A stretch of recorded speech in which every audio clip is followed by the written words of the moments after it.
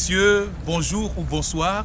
Nous sommes très heureux de vous présenter encore ce numéro de Congo Uni pour la paix magazine. À partir de Washington State, à partir de Seattle. Donc Studio Tchabin et moi, Antoine Roger Bolamba, avons décidé aujourd'hui de recevoir Floribert Moubalama Engwa que vous êtes en train de voir maintenant. Bonjour Floribert. Bonjour monsieur le journaliste, Papa Roger, je vous appelle Papa Roger. Merci beaucoup Floribert. Pourquoi nous recevons Floribert Moubalama? Parce qu'il est en train d'organiser un grand sommet des Congolais ici à Washington State. Alors de quoi sera pratiquement fait ce sommet? C'est ce qui fera l'objet de cette émission. Alors Floribert Moubalama, laisse-moi d'abord demander comment vous allez. Est-ce que vous vous sentez en forme? Je suis en forme, monsieur le journaliste. Merci beaucoup. Alors, comment se présentent les préparatifs? Les préparatifs vont au bon train, au très bon train. Et je vais vous dire que jusque-là, nous sommes presque au bout de nos préparatifs et déjà prêts pour le sommet en question. Déjà prêts pour le sommet, mais on ne connaît pas encore les thématiques, bien la thématique principale. Bon, en fait, nous avons eu à partager la thématique avec nos auditeurs qui sont sur Facebook et même aussi notre audience locale. C'est juste le sommet, c'est par rapport à célébrer nos accomplissements en tant que communauté ici dans l'État de Washington. En même temps, partager notre culture avec nos partenaires, nos clients et même les Américains avec lesquels nous vivons. Et aussi célébrer les accomplissements de tout un chacun comme Congolais face aux opportunités qui nous ont été offertes dans la société où nous vivons actuellement. Mais quels seront peut-être les intervenants, les différents intervenants, ou bien comment seront articulés les différents moments de la manifestation? Effectivement, nous avons préparé un agenda très musclé et que ceux qui vont atteindre le sommet vont se retrouver en présence des différentes organisations ou bien différentes personnalités très importantes qui vont atteindre. Nous avons ciblé 3 secteurs, le secteur public, le secteur privé et la communauté congolaise. C'est-à-dire, vous allez vous retrouver, il y aura des panels, des discussions. Le premier panel, vous allez voir, il y aura les électeurs, les gens qui ont voté et même ceux qui ont été votés. On les appelle les députés et quelque part aussi les sénateurs qui seront là. Voter où? Ici aux États-Unis. Les Congolais votés? Il y a des Congolais citoyens américains. Très bien. Oui. Et qui ont voté. Et quand ils votent, ils espèrent aussi voir ceux pour qui ils ont donné leur voix travailler pour eux. Donc, en tant que votant, vous allez voir qu'ils vont poser des questions à leurs députés sur la manière dont ils sont en train de leur servir ici, localement, en tant que communauté. Et deuxièmement, il y a un point très essentiel que nous allons décortiquer au cours de ce panel. Et il y aura le recensement. Ici aux États-Unis, on recense chaque 10 ans. Donc chaque 10 ans, que vous soyez légalement ici ou bien illégalement ici, vous devez vous faire recenser. L'on va recenser qui? On recense les résidents. Que vous soyez légal ou illégal, le pays vous recense. Pour le cas qui vous concerne, qui allez-vous recenser essentiellement? Les Congolais seulement ou bien tout le monde? Bon, pourquoi nous allons parler de cette thématique au cours de notre sommet? C'est parce que dans les 10 ans passés, en 2010, les Congolais, la majorité ne se sont pas fait recenser. Alors cela a créé quelque chose comme, je vais vous dire que quand vous n'êtes pas recensé, il y a des ressources, il y a d'autres ressources auxquelles vous n'avez pas accès. Vous voulez dire les Congolais qui vivent ici à Washington State, right? Exactement, et ces messages, j'ai compris que même ceux qui vivent à l'extérieur de Washington State ne se sont pas fait recenser. Parce que j'ai fait un voyage à Iowa, j'ai retrouvé les mêmes Congolais qui m'ont dit qu'ils n'étaient pas recensés. Et il y a des questions, des manques d'informations, de savoir pourquoi les gens se recensent et aussi quels sont les bénéfices pour ceux qui se sont fait recenser. Ah, ok. Alors là, vous avez même déjà extrapolé une question que j'allais vous poser par rapport aux participants. Oh, exactement, les participants, nous attendons les Américains qui vont être avec nous. Et aussi, nous sommes dans leur pays, c'est une société. Et même parmi les Congolais, il y a les Américains. C'est-à-dire que nous serons avec les Américains, nous serons avec les réfugiés Congolais, nous aurons les immigrants et aussi nous avons des partenaires dans d'autres communautés africaines comme nous avons une coalition des leaders africains qui seront aussi invités, qui seront là. Voilà que ce sera vraiment très diversifié et très multiculturel. Mais j'ai vu dans votre programme que vous allez aussi inviter des Congolais. Qui seront ces Congolais-là? Les Congolais, il y a des Congolais venant du pays. Il y a de cela, nous avons lancé des invitations au pays. Il y a aussi, nous allons très prochainement lancer un message d'information à l'ambassade des États-Unis au Congo pour créer au moins laisser passer des Congolais qui vont venir ici pour le sommet. Alors, nous avons aussi à parler, nous allons organiser aussi un panel de ceux Congolais qui viennent du pays pour au moins qu'ils aient l'opportunité d'échanger avec nous sur la situation du pays, sur les opportunités d'investissement au pays, parce qu'il y aura aussi d'autres gens qui vont venir juste pour voir le niveau des Congolais et voir comment nous pouvons travailler ensemble. Vous voulez parler un peu du climat des affaires en République démocratique du Congo? Le climat des affaires, voilà, vous êtes tombé sur le vrai mot. Oui, bien sûr. Écoutez, moi, je travaille au ministère du Plan. Je connais un peu ce qu'on appelle CPCAI. Là, on salue le comité de pilotage pour l'amélioration du climat des affaires et des investissements en République démocratique du Congo. Donc, ça fera l'objet. Même tout ce que vous dites là, ça fait partie du ministère du Plan. Le recensement, c'est le ministère du Plan. Exactement. C'est pour cela que, bon, moi, je ne connais pas la personne qui est en charge au pays, je devrais inviter cette personne. Voilà, moi je travaillais au ministère du Plan, je connais. Lui-même voit le cadre qui est ici. Très bien, merci beaucoup. Mais écoutez, ça aura lieu où? Quel sera le lieu de cette manifestation? Cette manifestation de grande envergure aura lieu ici à Washington State. Ce sera à Des Moines, dans la cité de Des Moines. Et c'est juste en face de Four Point Hotel. Et c'est sur Pacific Highway. Ici à Des Moines. Exactement, c'est South King County. Qui sont invités et qui ne sont pas invités? Sont invités tous les Congolais enthousiasmés. Donc, si vous trouvez qu'il y a quelque chose, une congolité en vous, vous êtes aussi invités. Mais nous attendons aussi une audience réfléchie. Des gens qui veulent voir une communauté émancipée ici à Washington State. Vous évoquez la notion de congolité, je ne sais pas si c'était un terme consacré, mais du moins, dites-moi un peu par rapport au programme, ne faites-ce que succinctement.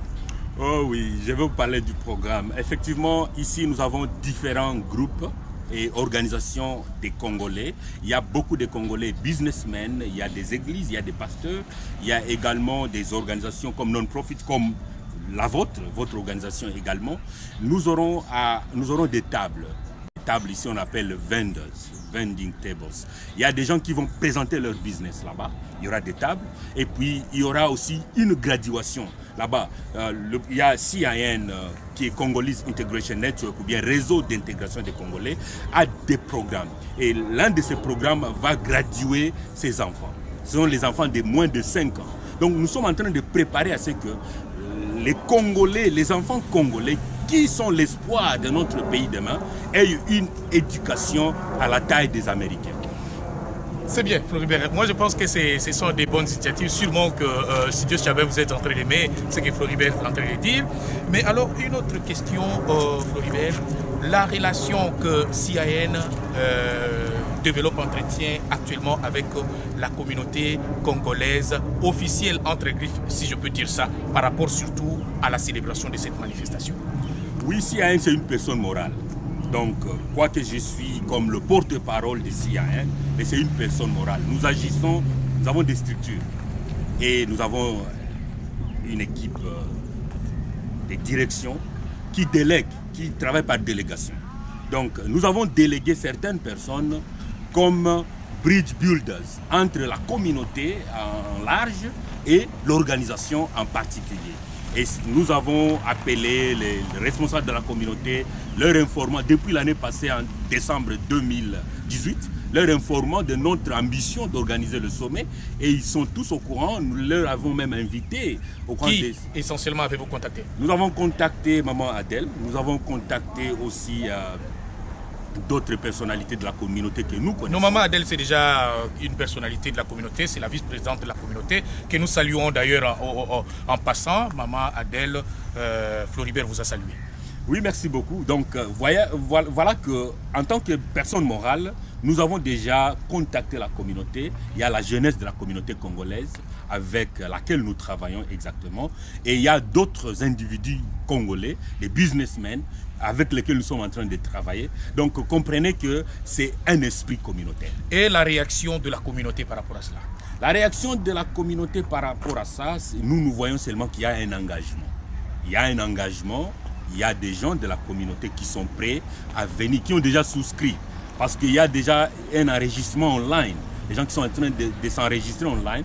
Je suis en train de voir les membres de la communauté, des cadres de la communauté. Et je me dis qu'il y a une réponse positive. Ah, ok. Donc, c'est que vous avez déjà une idée du nombre de participants. Il y aura 300 personnes. Ah, ok, très bien. Alors, sautons un tout petit peu, parlons de la légalité de CIN aujourd'hui. Quel est le statut? Que disent les statuts de CIN? CIN comme organisation a un statut, aussi un règlement d'ordre intérieur. Et c'est une organisation enregistrée dans l'État de Washington et dotée de numéro 501c3. C'est-à-dire nous sommes vraiment enregistrés et nous travaillons indépendamment d'autres structures parce que nous sommes bien structurés déjà au départ. Ok. Alors, qui sont les signataires pratiquement qui ont signé les statuts de CIN? Le statut de CIN... On peut les appeler aussi les membres fondateurs. Ce sont les cofondateurs. Les cofondateurs. Oui, c'est comme ça qu'on les appelle. Ce sont des cofondateurs de CIN. Et ils sont là, sont des membres de la communauté. Et je ne veux pas citer leur nom. Pourquoi pas? Par respect, parce que je dois avoir leur aval. Parce que c'est l'immédiat, vous comprenez. Ok. CIN rencontre finalement à qui, selon vous? Vous dites quoi? CIN rencontre à qui? Vous savez, vous évoluez comme une structure au sein de la communauté. Mais est-ce que CIN, les statuts prévoient que CIN rende compte à la communauté? Non. CIN... Vous évoluez donc de manière indépendante? Exact. C'est une ONG. Une ONG, c'est une structure vraiment autonome, indépendante et autosuffisante en soi. Et CIN est vraiment autosuffisante. Nous ne rendons compte à personne si ce n'est qu'à nos donateurs, nos sponsors, parce que nous devons aussi soumettre les rapports par rapport au travail souscrit. Il y a des gens qui se posent des questions, qui se demandent, je disais, est-ce que vraiment Floribert qui fait ça, Floribert est-il congolais? Pourquoi vous riez comme ça? Je ris parce que ceux qui sont en train de me voir, ceux qui connaissent là où je suis né, l'environnement dans lequel j'ai grandi, ils peuvent aussi rire par rapport à cette question. Où êtes-vous né, dites-nous? Je suis né à Bukavu, je suis Mwana Beke, Bekat. Dans quel hôpital? Écoutez, quand vous posez ce genre de questions, et je suis né à Bukavu, à Kadoutou, nous avons l'hôpital. Je connais Kadoutou, notre dispensaire de Kadoutou. Je connais Kadoutou. Voilà, nous avons un autre dispensaire là-bas. Où est-ce que vous avez étudié l'école primaire? J'ai étudié l'école primaire au village d'enfants SOS, Kinderdorf. C'est à Karale, à Bukavu. Et l'école secondaire, j'étais au collège Alfadjiri. Je connais le collège Alfadjiri. J'étais aussi à l'Institut Kassali. J'étais même le doyen de l'Institut parce que j'étais l'élève exemplaire. Mais est-ce que vous avez eu à travailler au pays? J'ai travaillé au pays, j'ai travaillé à la Pharmakina Bukavu. J'ai aussi étudié au pays, j'ai étudié, ceux qui me connaissent, j'ai étudié à l'IOB. J'ai aussi été coordinateur de la chorale La Vigérie, la grande chorale de Bukavu. Donc comprenez que j'ai quand même derrière moi... Parce qu'il y a des gens qui doutent. Floribert là, en tout cas, nous, on ne croit pas en lui parce qu'on ne peut même pas s'associer à ces histoires-là de CIN parce qu'on trouve comme si lui, il n'est pas congolais. Exactement, vous savez, bon, je peux vous donner l'exemple du pays. Ceux qui sont en train d'exceller dans des actions au pays sont en train de rencontrer ces genres d'opposition. Je vais vous dire l'exemple de la première dame du pays actuellement, la femme de Félix Antoine Tshisekedi, son excellence. Elle a été contestée par les Congolais, n'est-ce pas? Mais pourquoi ça? Bon, je suis en train de répondre à cette question. Ceux qui excellent sont en train de rencontrer d'opposition. Il y a Vital Kamerhe qui est le directeur de cabinet. Lui aussi a été contesté, n'est-ce pas? Vous savez, Floribert, parce que nous en parlons. Parce que écoutez, oui. il y a même notre frère, l'excellent docteur Mukwege. Il est notre voisin à Bukavu. Il a été aussi contesté par certains Congolais, n'est-ce pas? Oui. Mais comprenez que ceux qui sont en train d'exceller dans la communauté congolaise sont en train de rencontrer ces genres d'opposition. Mais c'est la médiocrité Peut-être aussi c'est un peu fondé, Floribert. Nous sommes ici, paix à son âme. Votre papa a été décédé l'année dernière et nous avons eu à participer, à compatir par rapport à cela. Oui. Mais le papa de Floribert est décédé où? Au Burundi. Le papa de Floribert n'est pas décédé au Burundi. Il est décédé en Ouganda. En Ouganda. À Kampala. À Kampala. Mais pourquoi Kampala? Floribert est congolais. Pourquoi à Kampala il n'y a pas de lien? Floribert La n'est pas venu de République là? démocratique du Congo est en guerre depuis 1997. Tout le monde le sait.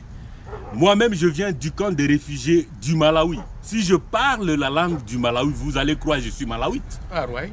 Oui. Alors, il y a des millions de Congolais en déplacement dans les pays, tous les pays du monde. Dans chaque camp de réfugiés, vous allez voir des Congolais.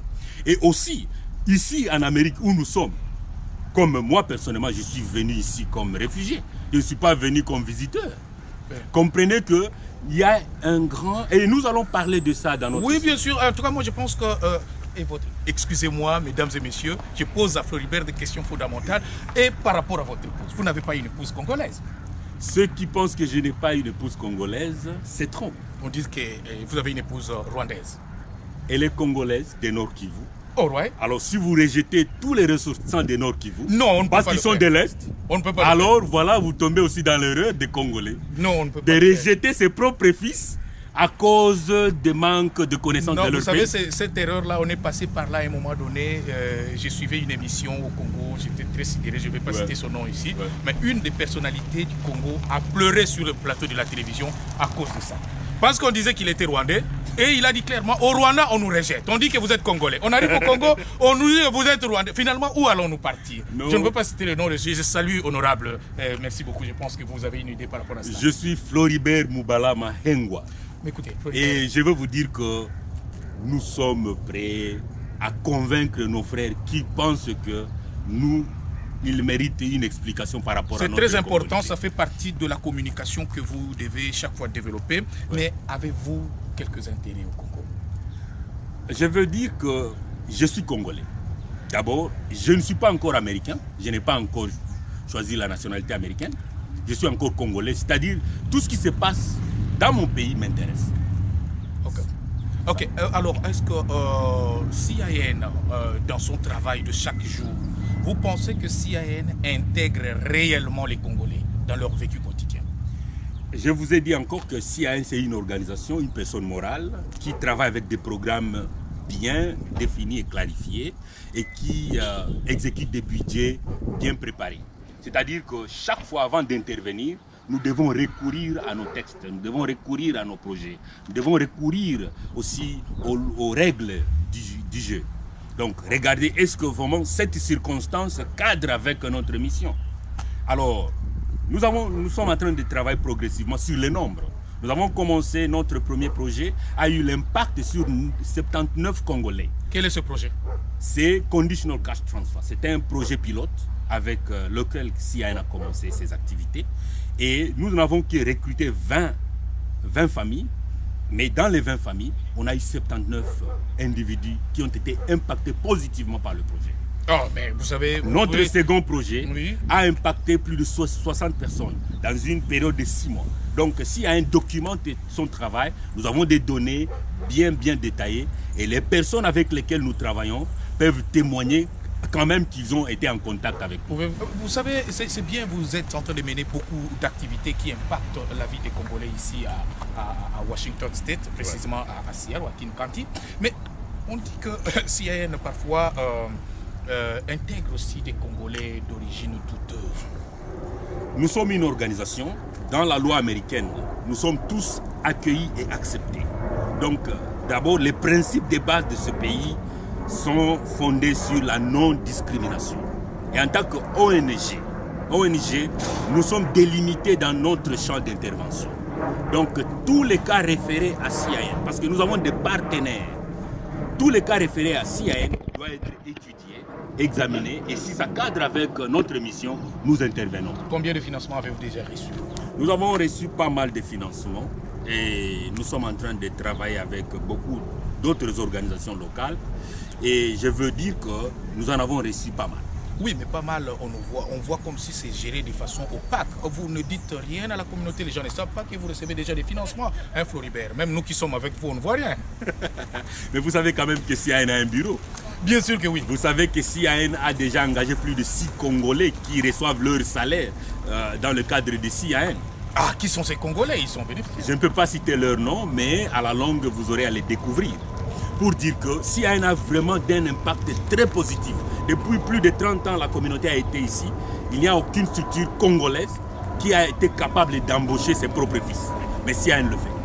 Oui, parce que vous savez, vous gérez des financements, ça crée une certaine frustration au sein de la communauté, vous ne rendez compte à personne, les statuts vous protègent par rapport à cela, mais ça crée une frustration de la communauté. Alors, quel est le niveau de votre collaboration finalement avec la communauté? Quand je parle de la communauté, je vois la communauté officielle, hein, l'organisation de la communauté congolaise, parce que CIAN est une ONG au sein de la communauté congolaise. Exactement, nous sommes déjà les fils du pays, les enfants de la communauté, en quelque sorte les gens que nous avons aidés.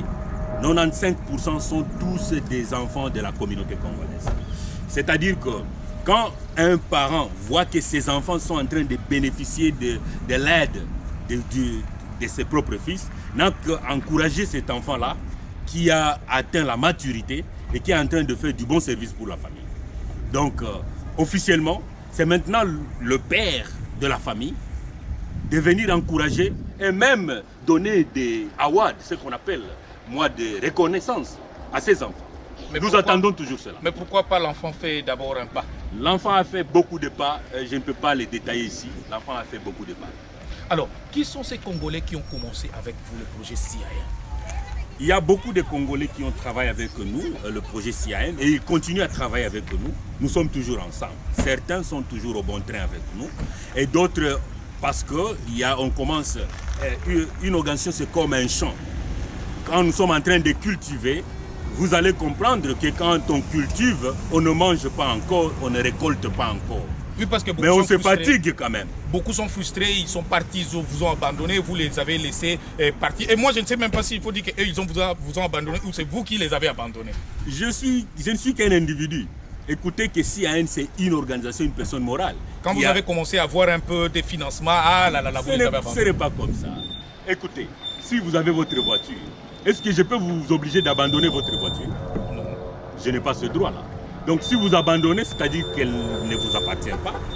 Oui, parce que tout cela crée un peu de frustration. Beaucoup ont commencé avec pour la lutte, ils ont soutenu. Mais aujourd'hui, CIAN, c'est avec d'autres figures. Je ne pense pas que ceux qui ont commencé avec nous sont loin de nous. Ils sont toujours là, on communique, on se rencontre, on se parle. Mais celui qui exprime l'intérêt de servir encore, ils viennent toujours à la famille et disent « je veux être intégré ». Comprenez que c'est une structure vraiment bien organisée, qui a des textes et tout se passe comme ça. En tout cas, mesdames et messieurs, nous vous remercions parce que nous sommes pratiquement arrivés à la fin de cette émission. Studio Tchabin et moi, nous avons reçu Floribert Mbalama Ngwa parce qu'il est en train d'organiser une grande activité, un sommet des Congolais ici à Washington State. En tout cas, la coloration que ça donne, ça pourrait être un grand événement pour les Congolais. Alors, nous allons en profiter, vous voyez, CUP Magazine, pour essayer de décortiquer un peu avec lui et lui poser des questions de fond que les Congolais se posent un peu dans des salons à gauche et à droite, ouais, ils doutent. Bon. Et comment, Floribert, finalement, pour terminer, trouvez-vous la réaction hésitante de beaucoup de Congolais qui ne savent pas vous approcher? Je veux dire que on évite seulement d'approcher quelqu'un qu'on pense qu'il a une certaine autorité. Mais je me suis toujours comporté en humble serviteur de la communauté. Je ne pense pas qu'un Congolais peut avoir des hésitations à m'approcher. Parce que je n'ai jamais vu personne dire que j'hésite de vous approcher. J'ai toujours été accessible, j'ai un bureau et l'adresse, je donne ça à tout le monde. Je pense qu'au niveau de leadership, celui qui pense qu'il a besoin de parler avec moi, j'ai toujours ouvert les portes. Que dire à ces Congolais-là maintenant? Ils vous suivent. Ils sont les bienvenus. Je vais dire que Floribert, c'est un homme très humble, accessible aussi. Et s'il y a quelque chose que vous voulez que nous puissions vous aider avec, soyez les bienvenus. Alors, par rapport au sommet, un message que les gens peuvent retenir aujourd'hui, surtout préciser les jours et le temps et la place. Le sommet est en train de se passer à Des Moines. Ceux qui vivent ici à Washington State connaissent l'endroit. L'adresse a été publiée sur notre page de Facebook et je vais encore publier ça. Il y a des invitations qui sont en train d'être distribuées et il y a ceux qui n'ont pas encore reçu, bien sûr, ils vont en recevoir. Mais aussi ceux qui veulent participer, notre numéro c'est 206 556 6998. Veuillez nous appeler, nous allons vous mettre sur la liste des invités. Et je vais vous dire que c'est le 29 juin. C'est aussi l'occasion de notre indépendance en tant que Congolais, la 59e indépendance, commémoration de l'indépendance de notre pays. C'est vraiment un pays mature et je pense que les Congolais matures comprennent ce message et ils vont aussi s'intéresser à ce que nous sommes en train de passer comme message. Merci, peut-être ce serait un peu faire du méli-mélo, mais pourquoi n'avez-vous pas associé cela avec la grande célébration qu'organise la communauté congolaise? Je ne sais pas si la communauté congolaise organise une quelconque célébration, parce que la communauté n'a jamais exprimé le désir d'organiser une quelconque célébration. C'est nous qui sommes partis auprès de la communauté l'année passée, en novembre. Nous avons délégué une personnalité importante de notre organisation pour appeler les concernés de la communauté, leur intéresser à venir ensemble avec tous les fils et filles de la communauté, planifier un événement de grande envergure au profit de la communauté. Et il y a eu des réponses positives et négatives, mais bien sûr que jusqu'à présent, je ne suis pas informé que la communauté a opté pour une quelconque organisation. Oui, bien sûr. Moi, je vous apprends que la communauté pourra aussi organiser. Donc, vous célébrez le 29, peut-être le même 29 ou le 30 juin. La communauté congolaise de Washington va célébrer aussi les 30 ans d'indépendance de la République démocratique du Congo. Est-ce que le sommet rentre dans la dynamique du 30 ans? Heureusement que c'est au conditionnel encore. On ne sait pas. Mais nous avons lancé un message à la communauté. Il y a encore du temps. Si la communauté opte pour une mise en commun, nous sommes toujours ouverts, nous avons ouvert les portes. D'ailleurs, c'est une force, c'est une opportunité pour que nous soyons ensemble et vendre notre communauté très cher. Nous n'avons plus vraiment le temps, nous devons agir vite parce que c'est l'année du Congo. Ok, l'année du Congo, je pense que c'est par ces mots de Floribert Moubalama Ingwa que nous allons clore cette émission, que nous dédions à toutes les mères, parce qu'aujourd'hui c'est la journée des mères, mais aussi à tous les infirmiers et infirmières, parce que c'est leur journée aujourd'hui. Nous vous dédions cette émission de Congo Uni pour la paix magazine, enregistrée aujourd'hui à partir de Seattle à Washington State. Merci beaucoup. Studio Tchabin et moi, nous vous disons au revoir et à très bientôt. À très bientôt.